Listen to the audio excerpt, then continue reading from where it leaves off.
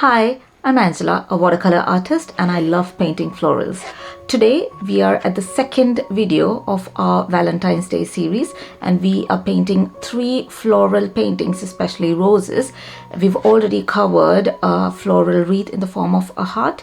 If you haven't seen that video, I'd consider you click the link above and watch that video first, because we are covering a few basics on how to paint the roses there. Today we'll be painting these roses, and we're doing a little bit of lettering with the watercolor brushes as well. So these roses are a little bigger than the earlier roses that we did, and that is because we covered them in smaller format earlier, so it's easier for us to paint. And these are in a slightly bigger format, and it might look a bit daunting to paint, but I'm sure that if you follow the steps in this video, you will be able to master this. So let's get into the video. First off, we will see what supplies we need for this painting. The supplies I'm using today for this painting is Winsor & Newton watercolor cakes. I find this palette to be really helpful because it's got, I think, 18 different shades, and they're all covering all the primary colors, and they also have some secondary colors. It's a really good investment, I feel. For brushes, I'm using a set from the brand Artify. So they sent me over their collection, and all of these brushes are really good in this painting. So I'll be using, I think, the dagger brush or the flat brush, the angular brush and the round brush, and also the fine liner brush from the set today. And finally, the most important part of this is the watercolor paper. So I am using the Arches 300 GSM 100% pure watercolor cold pressed paper. So it got a slight texture. I don't know if you can see it on the camera, but this is the slightly grained texture paper that I'm using. Please be mindful to try and use a good paper for this watercolor. So we're starting off using a flat brush. I'm extremely sorry that my water is really dirty. I should have thought about it. But anyways, I'm going to leave a link to the earlier video up here so that you can go have a look on the exact tutorial. Here, I'll be just going along with the painting. So if you want to practice, maybe it's a good time to go and have a look at that and then come back to this painting.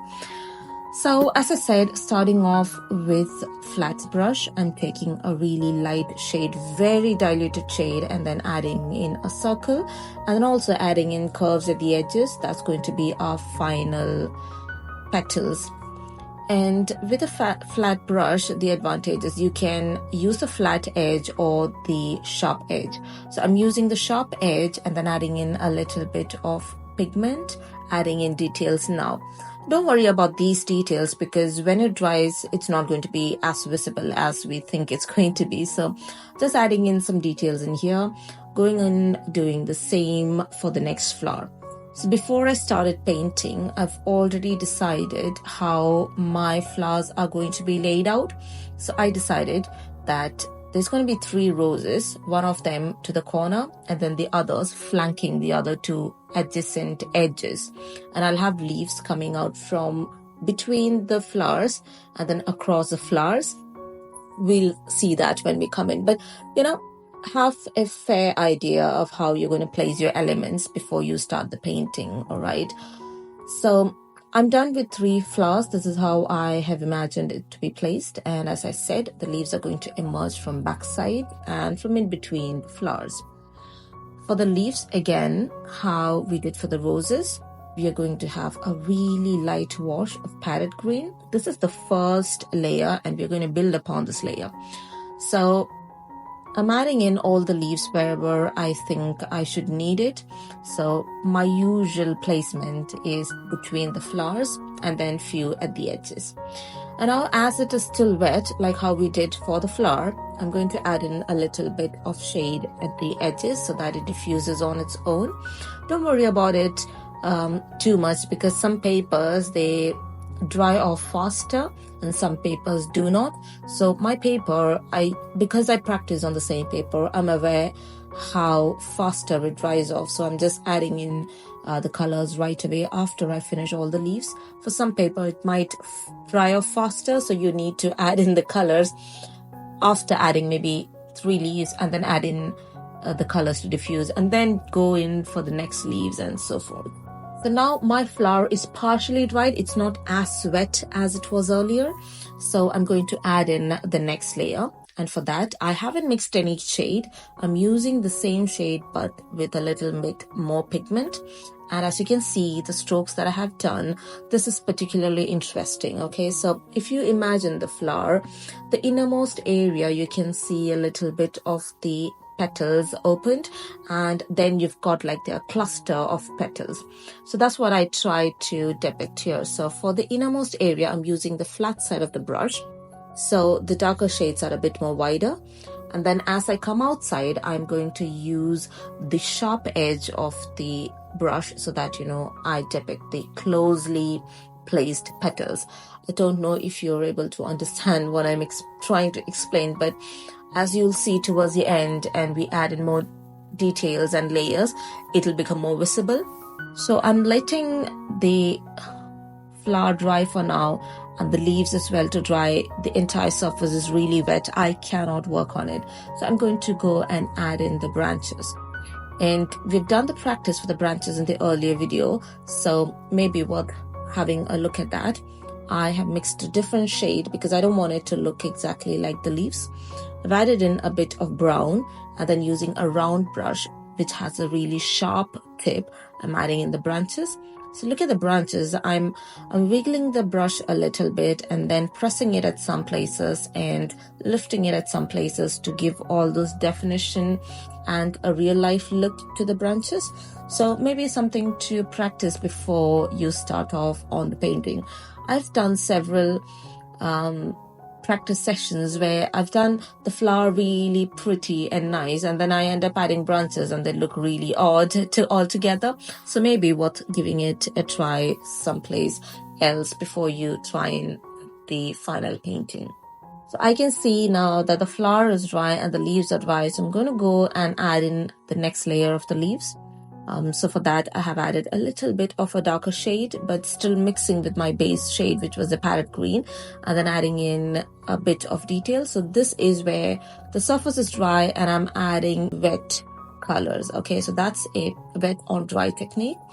I don't remember why I left it halfway through and went into the painting of the flower. Maybe I forgot. But yes, so this is a close-up of how I'm painting the inside of the flowers. So as I said earlier, for the innermost circles, I'm using the flat side of the brush. And as I come outside, I'm going to use the edge of the brush to have a very, very thin stroke. The thin strokes, which are closely kept, they indicate the side view of the petals. And the flat brush stroke, they kind of show the depth of the petal. So I think this looks okay enough, and I should have honestly stopped here. It looks okay to me now at this point when I'm giving the voiceover. But since I'm a maximalist, you know, a person who likes to add more details and more colors, I went on and added more shades and depth to it. But, you know, it depends on a person's perspective, so you can stop whenever you feel like.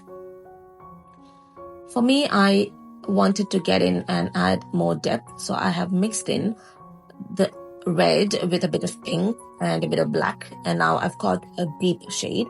And this time when I'm adding in the details, I'm using a different brush. This is a round brush, and I'm using the tip of the round brush to add the details, because had I used the same flat brush, I know I'm going to get the same stroke, the same width, and it's going to cover every detail that I did earlier. So I'm going to use a smaller brush so that when I add the details, I'm not going to completely cover off what I had added earlier. So each of these strokes are going to be kind of like offset into half the space of the stroke that I did earlier. I don't know if it makes sense, but in the picture, you can still see what I painted in the last step, isn't it? So I'm done with this, and when I look from a distance, I just feel like the center is way too dark, and the petals, which is there on the outside, that's way too light. I need to, you know, bring up the color of the petals. So I'm adding in a bit of water and the red, and adding in strokes to kind of have that gradient correct for the petals which are open. And for this, I'm doing on the dry surface. So don't be afraid to add in strokes on the dry surface, it might not blend in. It might look like a stark contrast, and sometimes I feel like I need to blend everything. But honestly, look at it. Even if you don't blend it, it just looks beautiful, isn't it? So you don't need to blend every time. Don't be afraid to try out new techniques, and if it works, then maybe repeat it more often. So now I remembered I had left off a bit of green, so I'm going back again and adding all this green to the leaves. And this time I'm using a round brush and adding the leaves, the darker green shade to the edges of the leaves, making sure I don't cover off and wipe off the entire base layer that I had done earlier. As always, in all my paintings, I make sure that I have some sort of a lighter wash of leaves apart from the main leaves that I've painted. And honestly, I should have done it at an earlier stage, but I somehow end up adding them at the fag end. I think it helps me analyze where are the gaps and where some leaves need to be added for that composition to look more even and symmetric. So I've gone with a really light wash and added a background layer of leaves. I'm not going to define any details in those leaves. They're just going to be there for, a lighter wash of green. That's all. Just like the flowers, even the leaves need a bit more of colors because the flowers have a lot of details and contrasting shades. So now the leaves look like they're not decorated enough. So I'm going in and adding a little bit more deeper tone to the leaves. And this time, as you can see, I've got the third layer and I'm not covering the first and the second layer. All the three shades are visible. And that's how we kind of let the details shine through. So at this point, I'm also trying to define the shape of the leaves wherever the leaves don't look like they are leafy enough. And honestly, again, this is a point where I could have stopped, but I just feel like it needs a bit more of detail to the flower. So I'm going in, adding a bit of black plus red and adding it just a tiny, weeny bit of it to the center of each of these petals. So if you see, just look at each of the strokes and add in maybe 1/4 of that area of the stroke with these shades. So that helps us define the innermost darker edge. I'm going in when the flower is dry, so it's not blending well enough and it just looks like a stark line, but I think that's okay as well. Overall, it looks good to me and I feel I'm stopping at this point. I hope I had stopped at this point, else I'm going to be for sure spoiling this painting forever. Thank God. I think I've stopped now. Well, so the next one is to add a lettering, and since this being a Valentine's special one, I thought I'd have a special lettering be mine. So I've made a small pencil sketch of it so that I can go over it with my watercolor brush. And I'm taking a very thin brush. I think it's a size 0, size 1 brush. And I'm mixing in a different shade, which is the pink and the oranges, so that I get a really nice shade to work on. And I think I want to go with a gradient of shade. I'm not going to go in detail on how to do a watercolor lettering because that's not the topic for today, and the video is going to be like extremely long and boring if I do that. So I'll let you guys enjoy this on a time-lapse mode as to how I write the lettering. And if you'd like me to do a separate tutorial on how I do these tips and techniques to control the water, control the brush movement, avoid splatters of the brush, etc. when you're doing watercolor lettering, do let me know in the comments and maybe I'll try to put in a different video altogether to cover that topic. So I'll let you watch this in peace.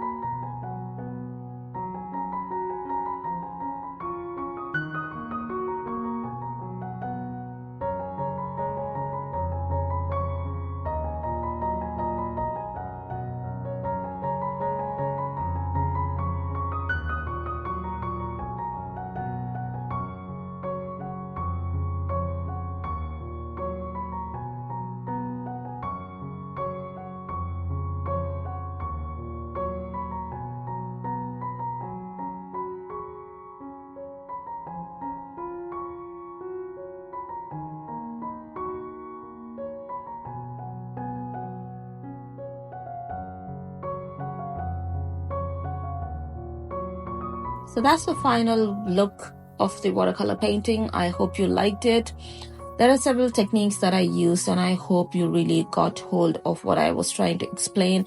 If not, maybe I'll do a paint along with me series where I keep explaining as I do and not give a voiceover. Please do let me know. If you like this video, please consider subscribing so that you'll get notified when another release of such similar videos come up on this channel. See you with another video then. Bye bye.